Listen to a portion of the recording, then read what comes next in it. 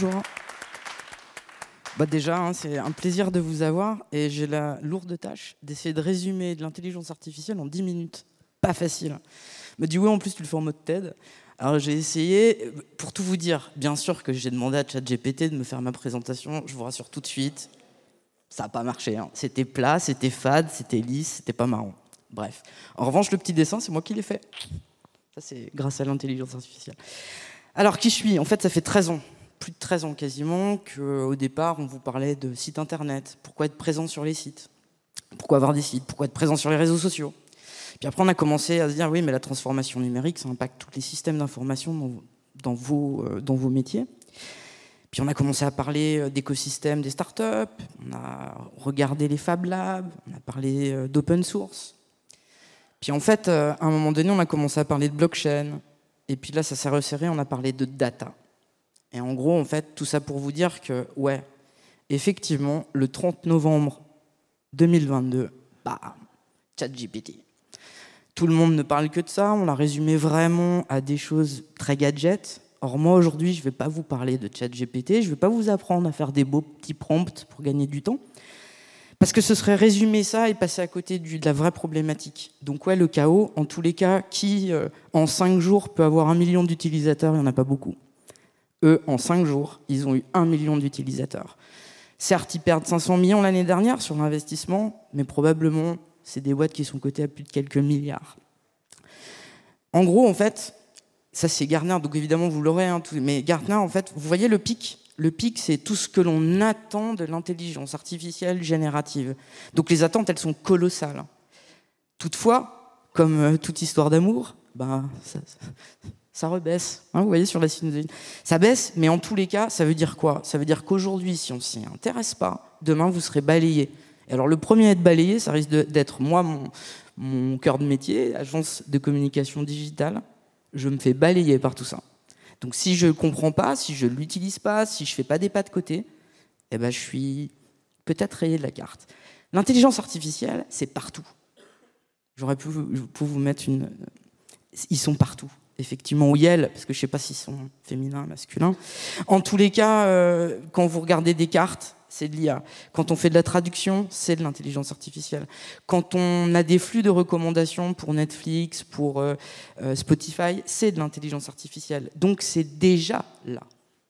Si ce n'est qu'avec ChatGPT, OpenAI a commercialisé un vrai produit où là, on réalisait vraiment le potentiel et je vais revenir dessus. 3 exemples. Carrefour. Carrefour, à un moment donné, en fait, ils se sont dit comment on peut arrêter de gâcher tous ces croissants ou tous ces croissants, ce pain qu'on jette tous les jours. Ils ont fait quoi? Ils ont remonté les informations de 200 boulangeries Carrefour. Et là, ils se sont dit comment on peut les optimiser en fonction de la météo, en fonction de la demande du client. Et ils ont réussi à économiser 265 tonnes, ça fait quelques millions de croissants qui ne sont pas jetés, grâce à l'intelligence artificielle. Comment mieux servir et comment optimiser leur processus. Deuxième exemple, Open Food Facts. Alors là, je vous l'ai mis parce que c'est l'outil EcoScore, en fait, c'est un outil qui permet de classifier la performance, on va dire, énergétique des produits alimentaires que l'on achète. Ce qui est fou, c'est qu'avec l'intelligence artificielle, ils ont réussi à créer des sous-thématiques et ils ont gagné 3 à 5 années de travail en automatisant la création de sous-thématiques pour classer justement les différents produits. 3e exemple, ça je trouve ça dingue parce qu'en plus il n'est pas tout neuf, ça date de 2017-2018. En gros, c'est comment Airbus a pu travailler avec des logiciels de conception générative et d'impression 3D pour optimiser la petite cloison, vous voyez. Cette petite cloison, elle est faite avec de la 3D, elle a été produite aussi, et ce qui est fou, c'est que ça a réussi à baisser de 45% les cloisons. Et ça, c'est l'intelligence artificielle avec les humains qui a permis d'arriver à ce travail-là. Alors, ça veut dire quoi, intelligence artificielle? C'est la simulation de l'intelligence humaine. Alors attention, ça fait pas... J'ai écouté un philosophe la semaine dernière, il disait, en gros, j'ai fait une fight, comme Gasparov à l'époque, il y avait une dissertation à faire.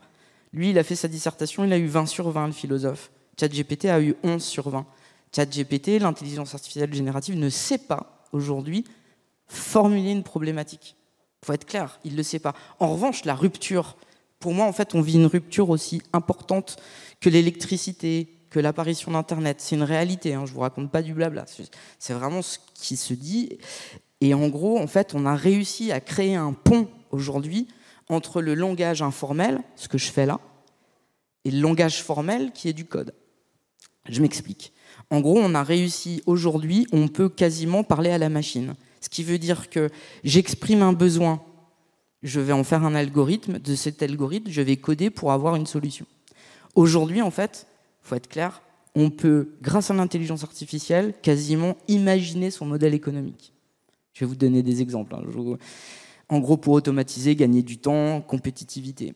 Juste rapidement, parce que ça, si on ne comprend pas ça, on ne comprend pas l'intelligence artificielle. Le machine learning, c'est quoi? C'est, en gros, j'ai des données étiquetées. Les données étiquetées chez vous, sur vos chantiers, c'est les matériaux, c'est toutes les données qui transitent par vos entreprises. L'apprentissage supervisé, c'est, grâce à ça, on peut prédire des consommations d'énergie, on peut prédire des estimations de coûts, on peut vraiment faire des choix. L'apprentissage supervisé, c'est toutes les données, et vous avez un sacré paquet de données étiquetées dans vos entreprises. Il y a tout. Vous avez tout. L'apprentissage non supervisé, c'est ce qui va permettre de détecter des défauts. Donc, il ne sait pas reconnaître, mais il va quand même permettre de dire « Attention, là, il y a des défauts sur tel bâtiment ou à tel endroit. » Donc, il va faire de la prédiction. Et puis, le dernier, c'est l'apprentissage par renforcement, et ça, c'est par exemple la voiture autonome. En gros, je donne des récompenses si le logiciel me répond bien. Une fois qu'on a dit ça et qu'on a compris ça, l'intelligence générative, il y a 3 types d'IA, générative, prédictive et conversationnelle. L'intelligence, c'est des dessins, ça c'est moi qui les ai faits. Je ne suis pas architecte, je ne suis pas créatif, j'ai juste bien demandé à une machine de me générer une maison un peu en bulle, une maison dans un décor de dystopie et un appart. Ça c'est juste moi qui ai demandé à la machine. Donc imaginez ce que l'on peut faire et le potentiel dans vos entreprises, ne serait-ce que pour créer des choses. Imaginez qu'on puisse le faire avec le client demain. C'est assez incroyable. L'intelligence artificielle prédictive, donc ouais, excusez-moi, pour le génératif, ChatGPT, c'est du génératif. Mid-journée, Stable Diffusion, ça permet de faire des images. Mais en gros, je peux demander d'avoir un rendu. L'IA prédictive, c'est la prédiction des coûts de construction, c'est la maintenance préventive, c'est des infrastructures. Donc là, imaginez aussi tout le temps que je peux gagner grâce à cela. C'est pas négligeable. Productivité, gain de coûts. Et puis évidemment, on le verra tout à l'heure, mais avec le lean management, je peux aussi anticiper la gestion de mes ressources humaines. Donc vous voyez, c'est loin d'être juste du chat GPT. Et puis, effectivement, la troisième intelligence artificielle, c'est la conversationnelle. Donc, c'est vraisemblablement celle qu'on va voir en premier. C'est le SAV, c'est l'assistance virtuelle sur chantier. Typiquement, vous avez un gars qui se pose une question, etc. On aura, grâce à notre source d'information, on sera capable de lui donner ces éléments de réponse pour soit l'aider à finir une mission, soit mieux positionner des choses. C'est juste considérable en termes de temps. Pour le SAV, évidemment. Et puis, dernière chose, et ça, je pense que c'est la clé aussi, c'est apprendre à apprendre grâce à l'intelligence artificielle. Et typiquement, ChatGPT, c'est, oui, je peux lui poser une question, mais ce qui est encore plus fort, c'est de lui demander comment il a réfléchi. Et là, j'apprends. Alors, quand on fait face à tous ces chantiers-là, j'en parlais tout à l'heure avec un pionnier de la data dans l'immobilier, oui, en fait, la première des choses, c'est de cartographier, de comprendre où sont vos données. La deuxième, c'est d'être capable de dire j'ai un besoin, je le transforme en algorithme. Et la troisième, c'est évidemment d'identifier vos processus métiers là où l'intelligence artificielle pourrait vous aider.